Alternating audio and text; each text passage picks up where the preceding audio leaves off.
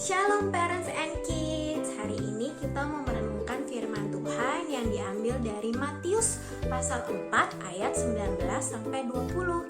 Langsung bacain ya. Yesus berkata kepada mereka, "Mari ikutlah aku dan kamu akan kujadikan penjala manusia." Lalu mereka pun segera meninggalkan jalannya dan mengikuti Dia. Nah, adik-adik, ketika kita mau percaya dan menerima Tuhan Yesus sebagai juru selamat kita harus seperti Petrus dan Andreas nih, yang mau meninggalkan jalan mereka dan mengikut Tuhan Yesus. Apa sih artinya meninggalkan jalan dan ikut Tuhan Yesus? Artinya kita harus menjadikan Tuhan Yesus sebagai yang utama. Kita harus mengasihi Tuhan Yesus lebih dari segala-galanya yang ada di dunia ini. Nah, adik-adik, siapa di sini yang suka main handphone?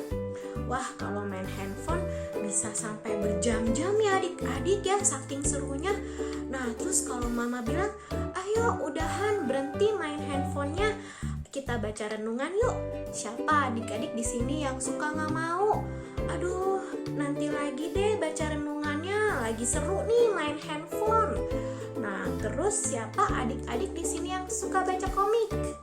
Kalau baca komik, kita kadang juga suka lupa waktu ya adik-adik ya.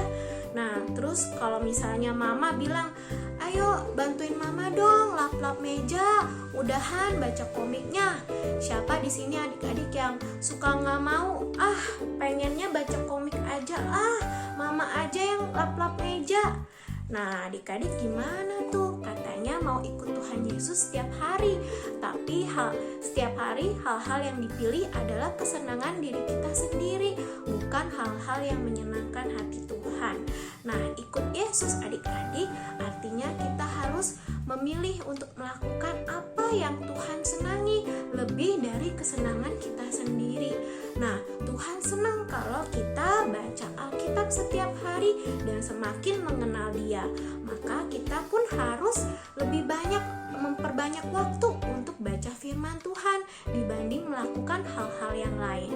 Terus Tuhan juga senang kalau kita di rumah bisa bantuin papa mama. Nah, maka kita juga harus mau kalau disuruh berhenti baca komik dan mau bantuin mama. Nah, bukan berarti baca komik dan main handphone sama sekali nggak boleh ya adik-adik ya.